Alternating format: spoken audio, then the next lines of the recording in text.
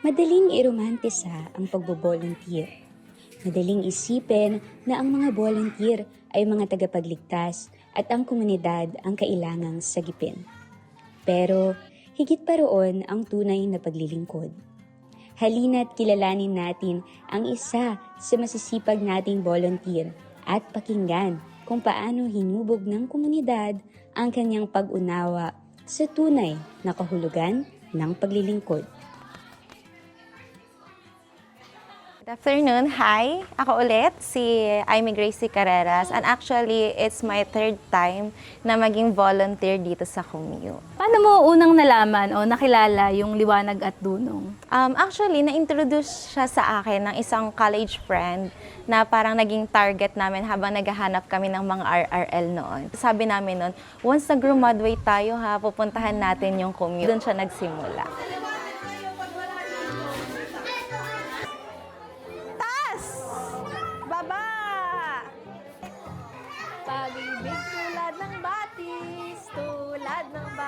Before kasi ng student, sobrang idealistic ko talagang tao. At saka nung bago sa pagtuturo, sabi ko talaga, ay kapag ganito, pag naging teacher na ako, ganito dapat, ganito ako magtuturo, ganito ko titignan yung isang community. Kapag pumunta ako sa community, ganito ako makikipagtrato.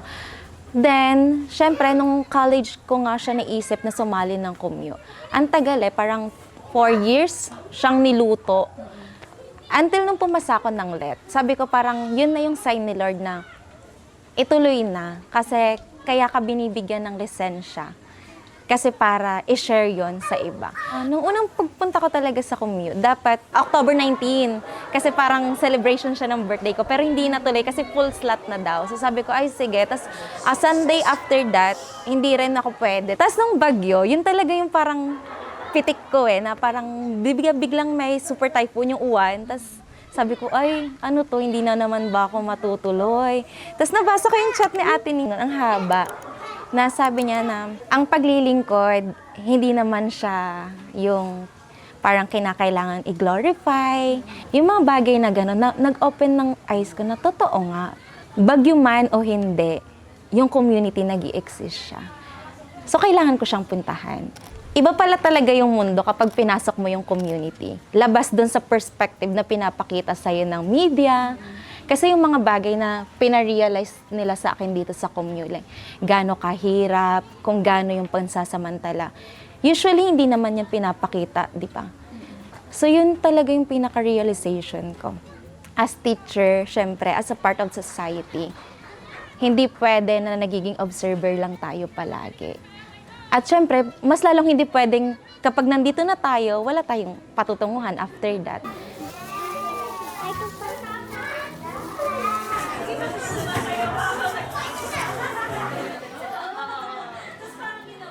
Ano naman yung mga hamon o challenges na kinakaharap mo bilang isang volunteer? Pinakamahirap siguro ay yung i-explain kung bakit mo ginagawa yung isang bagay. Kasi tinitignan nila, ay, ganyan lang. Anong ginagawa nyo? Tapos, parang lagi yun magiging hamon sa ating mga volunteer na paano ba yung dapat nating gawin para maparealize sa ibang tao na may deeper purpose bakit natin to ginagawa, na hindi lang para makilala yung organization, hindi lang para makilala tayo na nagvo-volunteer, kundi makilala yung community na tinatalikuran ng lipunan. Ano naman yung mga pinaka-natatandaan mong karanasan sa Commu? Yung una, sabi ko nga, memorable yung Commu kasi yung bagyong uwan. Doon ko na realize na hindi porket hindi existing yung culture ng Commu sa akin, hindi na siya totoo. Tapos totoo pala na kapag pinapakinggan mo yung kultura nila, mas nauunawaan mo. Kasi kapag basta na lang tayo pumapasok sa isang culture, either madidisturb mo sila o madidisturb nila yung paniniwala mo. Pangalawa, yung mga kwento nila Christine at saka ni Nanay Lorena, na talagang tumatak sa akin na nangyayari talaga siya, yung pananamantala, pangmamaliit, yung hindi pakikinig sa kanila.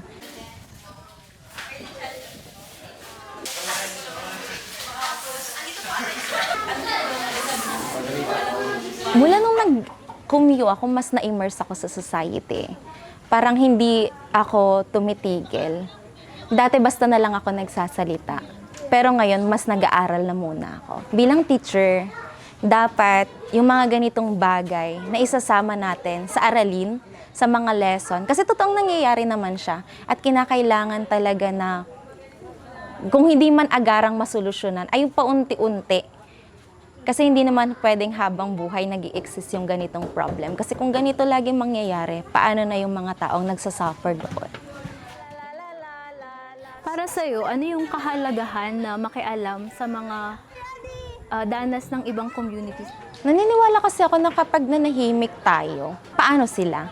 Hindi naman sa nagiging hero or bayani ka, pero kasi kapag nananahimik tayo, magiging patuloy yung pananamantala sa kanila.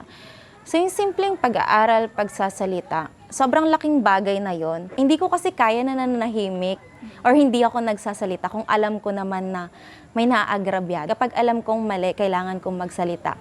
So ganun siya, mas napagtibay lang siya ngayong nagtuturo na ako. Kasi bilang mga teacher, bilang guro ng bayan, hindi dapat tayo nananahimik. Dapat maging silbi din tayo, maging daluyan din tayo ng pagpapalakas ng puwersa ng mga taong nagigipit, hindi pinapakinggan at laging tinitig ng mababang uri sa lipunan. Sobrang laki ng tulong kapag may naiimbita tayo, kahit hindi natin sila nadadala dito sa community, simpleng pag-share ng mga experience natin sa kanila. Malaking daluyan siya sa pagpapamulat. Huwag tayo mapagod magkwento, kahit minsan feeling natin hindi tayo napapakinggan. May mga taong handang makinig, mas lalang may mga taong handang sumama sa'yo sa patuloy na paglalakbay at pagpapatuloy ng mga kwentong hindi napapakinggan. Para sa mga gustong maglingkod, una niyong tandaan, ihanda ang puso. Okay, ihanda yung puso kasi ang paglilingkod ay hindi basta-basta. Yung paglilingkod, hindi siya yung Messiah act. Kasi parang ganun kasi pag naglingkod ka, parang ikaw yung magiging savior, ikaw yung, no. Ito yung na-break na kaisipan dito sa akin. Kapag maglilingkod tayo, ihanda natin yung puso. Kasi hindi lahat ng paglilingkuran natin magiging madali. Hindi lahat ng taong makakasalumuhan natin ay susuportahan tayo. Hindi lahat ng taong pagkukwentuhan natin, mapapakinggan tayo o tatanggapin yung mga kwento natin. Kaya ihanda yung puso sa paglilingkod. Kasi kapag handa yung puso mo, mas handa tayong tumanggap ng pagkatuto at paglago bilang tao.